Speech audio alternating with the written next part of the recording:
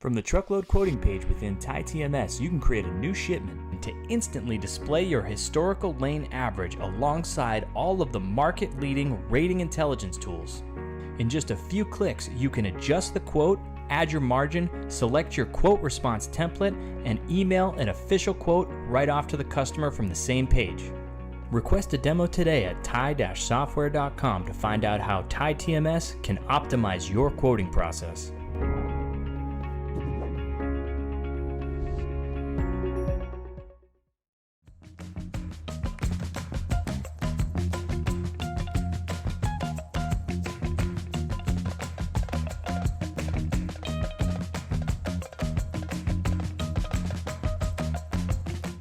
Welcome back to another edition of Check Call. Today we are covering all things non-competes.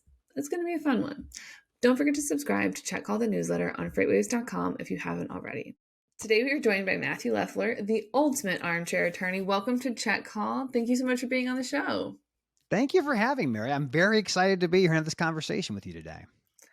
I am really excited because it's kind of the ultimate culmination of, some casual Twitter stalking, Twitter chats back and forth have led us here, and so grateful for Twitter.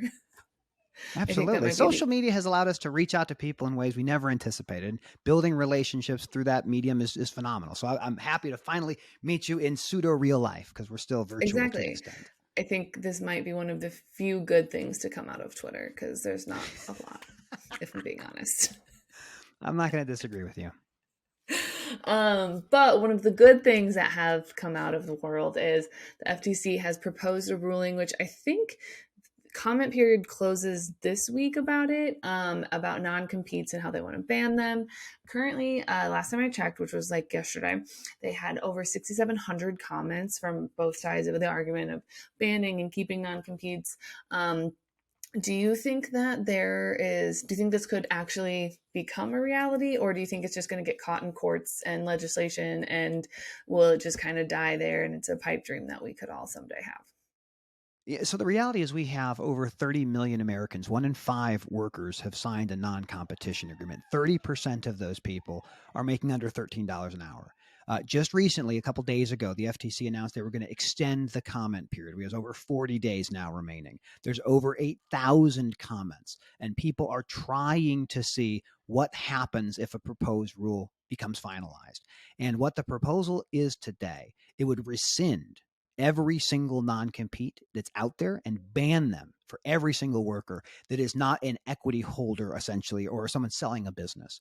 This would dramatically change the American workforce. Many companies rely on non-competition agreements to keep wages low and to keep people unable to move to new positions. The FTC has estimated that almost $300 billion, billion with a B, of wages would be increased with the banning of the non-competition agreements. But the industry is fighting tooth and nail.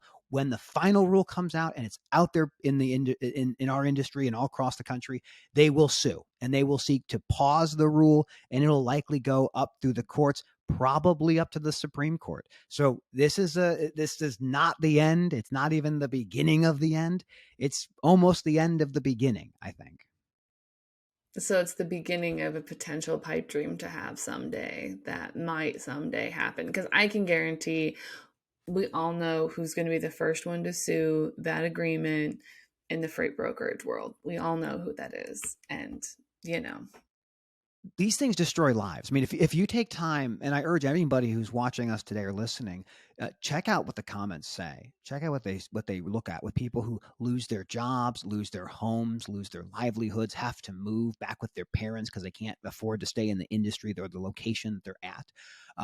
There is other ways, right? So not just the FTC looking to ban. There is bipartisan legislation that's been proposed called the Workforce Mobility Act. Members of both the House and Congress and Senate have sponsored it, both Democrats and Republicans. So if the FTC proposed rule doesn't end up working, there is another path.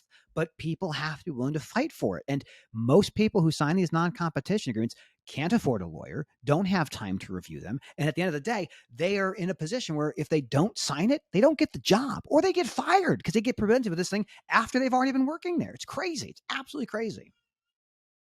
Yeah, it's not really fair at all in any way, shape, or form. I understand a non-solicit. That's great. Love that. No problem there.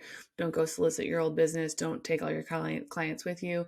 But even like I was reading some of those comments, and even some people that aren't in transportation, like in the veterinary, medical, legal field, they were all like, oh, well, I'd have to leave this practice, travel at a minimum 2.5 to 3 hours away. So I'd have to move my entire family to just try to continue to practice medicine or law or anything like that. And there are some companies that even if you leave states entirely, that they will still, and you still stay within that industry, they will still see that you're in violation of your non-compete, and they'll still come after you, even if you're states away. One of the best examples, it's no longer in practice now, but Jimmy John's, the sandwich maker, had a very interesting non competition agreement. Their non competition agreement said for 2 years after you leave Jimmy John's, you cannot work for any company within 3 miles of a Jimmy John's facility. And any company that you work with, it has to have less than 10% of its revenue coming from cold sandwiches. If it comes from more than 10% of the sandwiches, that violates the non compete. So the functional idea was a bunch of lawyers got involved with business owners and said, hey, what's your biggest problem? And they say, well, the biggest problem is retention. Our people keep quitting. And like, well, what can we do to stop them from quitting? Well, can we make the work better or make the environment more pleasant? Well, no, that's expensive and time consuming. Can we just sue them? Like, oh, you want to sue them if they leave? Yeah, that's what I want to do. And the lawyer's like, yeah, we can make that. And the story of non-competes, like where these things even came from, they came after the Civil War. The idea was, how do I stop people who were formerly unable to not do the work, so indentured workers or slaves, and say, how can I prevent them from making their own businesses or making their own farms or going to a competitor? Non-competition agreements. That's where these things began. And now they are pervasive. 1 in 5, 30 million people. It's baffling that we're in this situation. But every one of my clients that has these things, it's an albatross over your head. You have to disclose to your future employers, hey, just so you know, I got this post-employment restrictive covenant with my former employer. Can I work with you? And some of them say, no, I don't want that hassle. Yeah, some of them don't want to do it. They don't want to deal with it because then they have to go to court with your former employer, and like, just nobody wants to do it. Like, let's just get rid of them, get them out of here. That's the goal. I mean, the goal is like we want people to realize you can participate in this democracy. You can participate in how rules are made. Maybe you get listened to, maybe you don't, but you're part of the record. And so I urge anybody who's been affected by non-competes or is thinking about them, you should go to the comment section. You can post anonymously. You can post with your actual identity and say, here's my story. Here's what I've done. Here's the situation I'm in. But to your point, it's nurses, anesthesiologists, doctors, they have to leave rural communities because there's no other places they can work. And so you have these medical deserts that pop up because non-competition agreements make it impossible to earn a livelihood there. Right. And that is in the medical field, especially, like, you don't want a medical desert because that means people are probably dying because of some arbitrary, ridiculous, like, paper that says, I'm sorry, you can't go work here. But, you have the skills and the desire to work in this area. But sorry, go ahead and go somewhere else. Will someone please think of the shareholders? I mean, this is what ends up happening. The question becomes, how can we drive retention, reduce cost, and what legal techniques can we utilize? And companies that rely on non-competition agreements are hopefully going to go the way of the dinosaur. We're getting people educated on these things. So even if the ban doesn't happen, there are so many clients, and I'm so proud of them when they say, I was presented with the document and I said no. And they didn't hire me, but I said no. And that's the key. Starve them of talent by not signing the non-competition agreement. I think that's something that I feel like, how like in high school you had to take so many classes before you can graduate. I feel like that's something that should be required of all college majors, is like, this is a non-compete. This is what it means, because it's affecting so many different industries that I think that that's something that they should really kind of like put an emphasis on and say like, hey, you need to read something. Because I know like in my first few jobs, they just handed me a bunch of paperwork. I filled it out and then I called my parents to go like, how do I fill out a W-4? And they'd be like, well, you put 1 or 0 and that's it. So Education, right? I mean, I do a lot of work with community colleges and just college programs about like what are these? Because the term is called post-employment restrictive covenant. Post-employment, you're no longer there. Covenant, it's a contract and it's restrictive. It limits your liberty. So these things are non-competes, non-solicits, non-disparagements, non-disclosures. There's training repayment plan covenants. And you just want people to know, like, this is what we're trying to do. Because as a lawyer, if I'm working with the business, my job is to lock you in a box. And I can lock you in that box and you'll have no idea what you're getting into. And when you try to leave, I can turn the screws. So the goal is, like, let's teach people what these are and how to negotiate them. And then maybe when you look to get a new job, you're not threatened with being sued, because that sucks. It's not a pleasant experience. Or after you've already started said new job, then you get sued. Yeah. You see it all. It goes a cease and desist letter, and then you get your current company saying, okay, we didn't talk about this. You have to go. So I've seen so many people that are in these situations, and it's really heartbreaking, because people want to do what they're trained to do. If industry could do it for truck drivers, I guarantee you they would. But truck drivers are pretty much able to get around those things. They don't have non-competition agreements, but there's certain things that are similar in the space. Yeah. How does it work for like states that have, because I know California and I think Missouri, shame on me for not knowing my own employment laws, but I think some of those have states where it's really hard to enforce a non-compete or anything like that, like where it's kind of against the state law. So kind of how does that work, and like which one trumps the other, or is it just kind of like a we'll see you in court and figure it out? That's the best question. So let's look at California, because that's a really good example. California pretty much bans all non-competition agreements. If you sign it with a company that has a non-compete and they say, you're competing with us, what they have to do is go sue you in California. And California is going to look at you and go, are you stupid? Like, do you not understand? Like, we're not doing this. Get out, go away.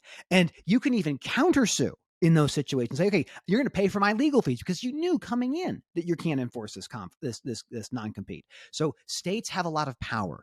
Illinois, the state that I'm a lawyer in, and state that I know the most familiar with these laws, we put in place, if you're making under $75,000 a year, ban. You don't get to do them. So if you're over that number, you can sign a non-compete. There's other things that would happen, but many states are moving to this place of banning them, because what we looked at is like over 30 or 40% of non-competes are people under $13 an hour. These are janitors, these are custodians, these are landscapers. Like, anybody you think can be signing a non-competition agreement. So states are moving in this trajectory of banning them or limiting them or making them so you can't do it for certain income brackets. The other thing we're doing in many states is giving guaranteed time to review them. So very often the case is you're presented with this non-compete the day you're hired, or maybe 2 or 3 weeks into being hired. And you're like, okay, can I take it home to look at? And they're like, no, Just you sign just it need right to sign now. it. Just sign it. What's wrong? You don't think you're going to be here forever? And this is the whole idea of like we're going to be celebrating as a family, but also if you leave me, I will burn you down. So Exactly. Oh my God. We're a family. We're a family here, but right. also you can never leave. It's like you're dating somebody. You say, look, I think we don't really fit. I think we should go our separate ways, but just do me a favor. Don't ever date someone like me again. And if you do, I'm going to see you in court. And it's like, that's unreasonable. It's all at will employment. You can be fired because it's Tuesday. Exactly. But then they still want to keep you in. Like, you're not going to go to my competitor. Not going to start your own business. And I will say this other thing, just in light of International Women's Day, these things are very bad for women. Most women that are in these situations are not trained or expected to negotiate certain terms. Some men do it, obviously, but 90% of people, when presented with a non-compete, do not negotiate at all. They just sign on the line. And it's important people to know you can negotiate, just like how many days off you have, your compensation package. You can negotiate the restrictive covenants. I don't want this one. I'm okay with this one, and so on. Every single thing is negotiable. That is the most important part. But also, like you mentioned, when I had non-competes, I didn't negotiate them because I just didn't care. I was like, whatever, it's not ever really going to apply to me, because I just was like, oh, it's not a big deal. And I actually got out of one of the non-competes I had, because technically they were just like, whatever, she's not worth our time. Like, we're not going to go after her. Like, she's a low level employee, so what is she really going to do? And so that was how I got out of one. Otherwise, I would still be working at that company and hating every minute of it until they inevitably probably laid me off, which is fine, but good for them. And to that point, I mean, there are people who get laid off and fired and they're still bound by the non-compete. So you might be laid off and say, okay, well, can I go get another job somewhere? No, you're not. We're going to sue you.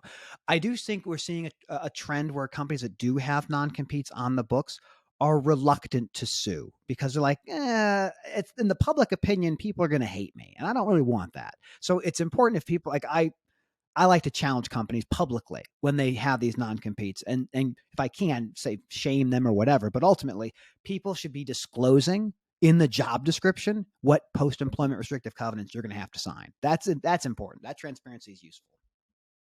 Oh, for sure. That should almost be a requirement because, like, you never, because most of the time you don't know until you're already like on your first or second day, or like you said, a couple weeks in that this is coming and that they, are potentially going to be pursuing this. I mean, we already know a couple brokerages that specifically that love to enforce their non-competes, but they know who they are and everybody else knows who they are, which is why they have a hard time attracting and retaining talent. That's exactly right. 100%, 100%. And we as an industry need to be vocal about these things and ultimately look to have shippers and carriers and everyone else understand and also prioritize that. We want workers to do jobs that they love, not jobs they're scared to leave because they might get sued. Nobody wants to create an environment where everybody's just scared to leave because, the only other option is to not work or Yeah, be exactly. sued. Oh, yeah, let's go be something else now. Like it's fun to reinvent yourself, but not when you're legally required to do so. Exactly. Like if I want to give up logistics and go become a baker or a librarian, I want to do it because I wanted to, not because someone's like, you no longer can do anything with trucks. And you're like, cool, it's been real. 100%. We are aligned here. We are aligned here. So this is kind of probably not in the vein of non-competes, but I am curious if they have a non-compete, but sadly I'm not besties with them. So I can't just like text them and ask them. Are Yeah. the two guys that started Molo, most recently Mola was purchased by ArcBest Freight, and the two co-founders of Mola were recently let go the other day, kind of to their surprise and to everyone else's surprise. So, kind of, what do you think that? Because you have some hot topics, you have a hot speculation on this, and let's get into it. What do you got for us? Okay. So we don't have a ton of time left. So I'll make sure I get my thoughts here. So most times when you sell a corporation or sell a business, you are going to have a non-competition agreement. And those are the strongest non-competes around. They typically go for 5 years after the sale takes place. They can go further. They can go deeper. In terms of the Molo deal, this is interesting. So what we saw over the last couple of days, there's 3 facts I think are worth understanding. ArcBest, which is the parent company of ABF and a company that formerly was called FleetNet, was sold. So FleetNet was sold to Cox Automotive last week for $100 million in cash. Then ArcBest went and purchased about $125 million worth of their own shares. TFI, a big company out of Canada, bought 4% of ArcBest just a little while ago. And what I believe is going to be happening over the next couple of days is we are going to see ArcBest being acquired or getting prepared to be acquired by TFI. And these moves to remove the leaders of Molo is to streamline that process and streamline the core competencies of ArcBest to do that deal. And we were talking about before the call, but ABF is one of the few union trucking companies out there. So there's Yellow, there was UPS Freight, which also was purchased by TFI not terribly long ago for $800 million. So I think that we're going to see a deal between TFI and we'll see a deal with ArcBest. And this is the path I think that is behind the scenes of the transitions of some of the characters within Molo. That's my hot take that I think is going to be the case.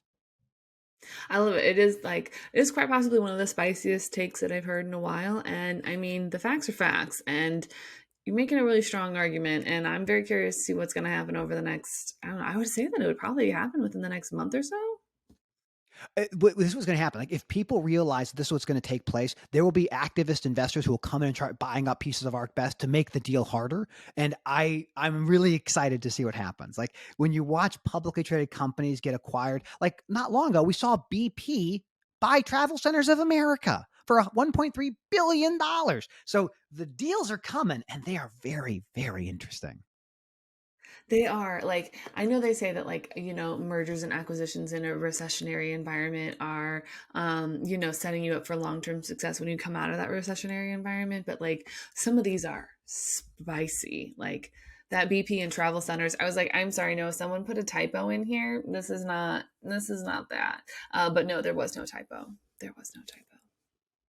It's incredible. You look at TA, and 70% of their margin comes from things like restaurants and maintenance and parking. And you can't run a modern trucking company without having access to travel centers. So you have Love's, which is privately held. You have Pilot Flying J, owned by Berkshire Hathaway. And I'll tell you, TFI is not Berkshire Hathaway. They have no desire to be a minority shareholder in a publicly traded company. Looking at the net numbers, there's no doubt in my mind TFI has got their eyes on ArcBest, and it's going to be really interesting to watch that unfold. I can't wait. I can't wait. It's going to be exciting. I think we're in for a really just interesting next few months of the logistics and transportation and supply chain space. I think we're going to see a lot more headlines come out that are shocking a little bit. Absolutely. I think it's going to be a good time. Tis the season for acquisitions. Tis the season. I mean, if we didn't have enough in 2020 and 2022, we just, you know, keep on coming. What's another couple more? It's fine. What's a couple billions between friends? We're all just trying to make billions and billions of dollars. Right. I mean, like, you know, if I had $1 bajillion, I'd go out and buy a company, but sadly I don't. So, you know, I don't think I'll be acquiring anything anytime soon. But we are almost out of time. And as a result, there's a question that is, it's quite a spicy question, but it is plaguing everyone across the nation. Are you ready for it? It is the spiciest question you might get all day. Absolutely. Lay it on me. Is a hot dog a sandwich?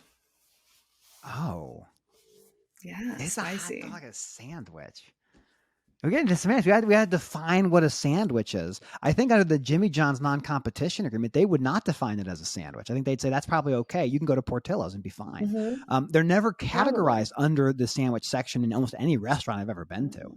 But if you define sandwich as a piece of bread and meat in the middle, then what is an unwich with only lettuce? I think you can have a good argument for both sides. What's your opinion? Because I'll go the opposite of whatever you say. Okay, Mr. Lawyer, just not actually picking a side. How very lawyery of you. I am team it's not a sandwich, because when you go to a deli, like you go to a good deli that has amazing sandwiches, they never have hot dogs listed on their menu as sandwiches. They'll have an insane amount of other concoctions. They'll have like 20 sandwiches, but never once does hot dogs show up on there. If I were to take a hot dog and cut it in half and put it between pieces of bread with ketchup and mustard, or just mustard and relish, I think you can start getting closer to in the sandwich category. But I'm with you. I think that they're not sandwiches. But if someone wants to really argue that point, I'd be very excited to have that debate with them. That's really compelling. So that being said, if someone does want to argue hot dogs and sandwiches, or if they do want to jump on your conspiracy theory train, where can they find you outside the show? Oh my goodness. You can find me at armchairattorney.com. That's my website. I'm on LinkedIn, fairly prolific, Armchair Attorney, or just Matthew Leffler. I'm on Twitter and TikTok, Armchair Addy, ATTY. Why? Because ATTY is the abbreviation for the word attorney, and it didn't fit the whole thing to have Armchair Attorney on Twitter. That is the main things. I have a YouTube channel. It's Armchair Attorney. It's either me talking to people or being on other people's programs, or my son live streaming Minecraft. That's kind of what we do. And that's probably all the places you'll find me. But if there's other things, I'll find them. You can email me, Matthew@armchairattorney.com. Awesome. Thank you so much for being on the show. I loved it. Thank you for having. Oh, Christmas. Thank you for having me. I was told not to hit the desk, and I did. And then the microphone fell. This is live performance. You'll probably cut it out, but it's okay if you don't. Find Check All the Podcasts anywhere you get your podcasts, like Apple Podcasts and Spotify. Don't forget to check out all the other incredible FreightWaves podcasts, such as Drilling Deep and Truck Tech.